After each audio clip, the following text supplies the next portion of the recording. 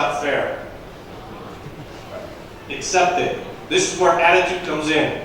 When things happen to you in business that aren't fair, and they'll happen, and they might happen every week.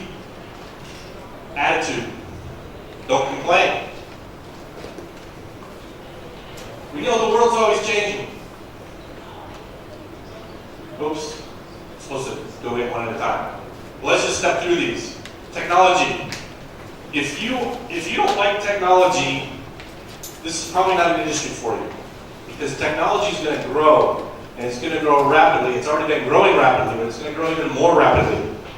That's where the opportunities are. Marrying technology with problems to create solutions.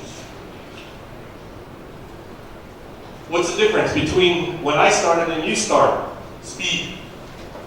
Technology is an enabler. Technology enables things to happen faster. So as you embrace technology, things are going to happen faster.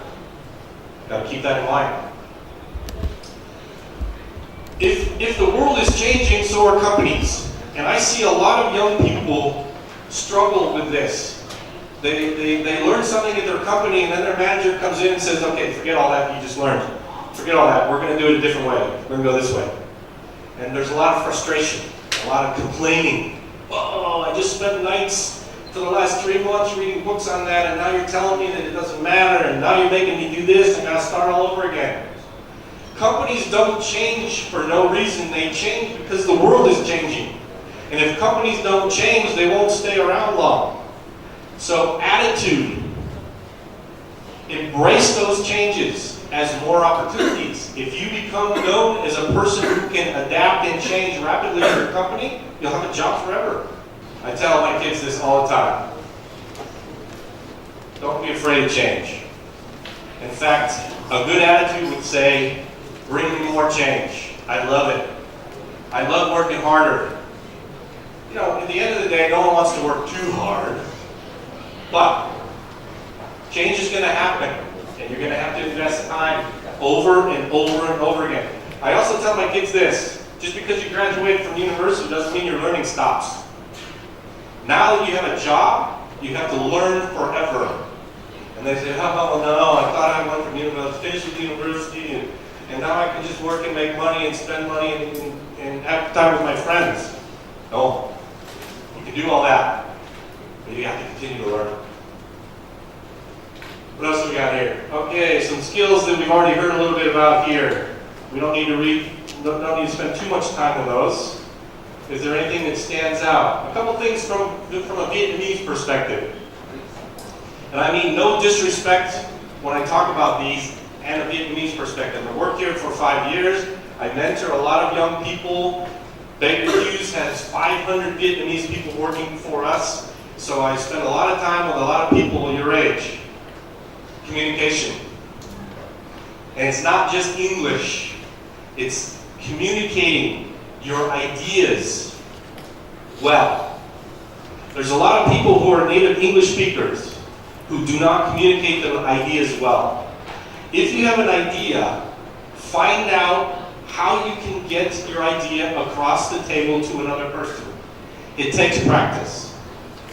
One of the ways you can practice is come up here and talk to groups. While you're in university, volunteer to come up and talk. Practice. And we heard about practice already. What else? Teamwork. I see some young folks here in Vietnam struggle a little bit with teamwork. Teamwork means embracing other people's ideas. Not only their ideas, their personalities. Everyone's different. It's like a rainbow. Everybody knows what a rainbow is, yeah? Many colors. Many beautiful colors. They're not the same. That's the same with a team. Has many different colors together. Not everyone thinks the same way. Not everyone solves a problem the same way. Learning how to work with teams is vital in business. And it's vital in the oil business, oil and gas business. Practice. Practice working with teams here in the university. Why? Conflict. What happens if you're on a team and you have disagreements?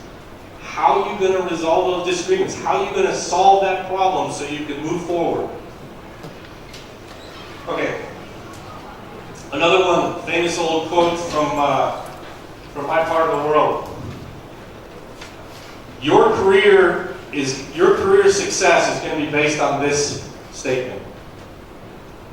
So if you come to your manager and you complain about a problem, if I'm your manager, I'm going to send you right out the door. I don't want you coming here telling me about just your problem.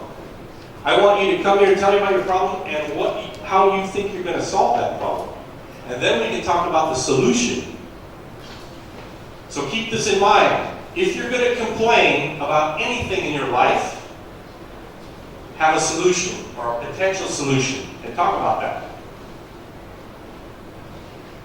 That'll last you your career.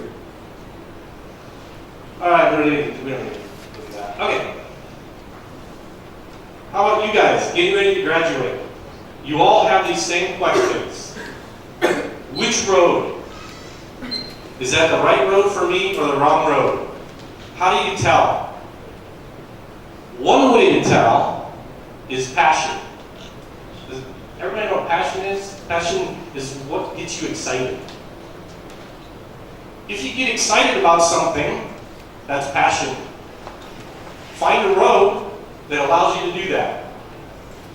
That's just one way. How about wrong roads? Yeah, there's wrong roads. But you're young, you can fix that. Say you take a job and you hate it. And you hate your manager and you hate the company. Find another job.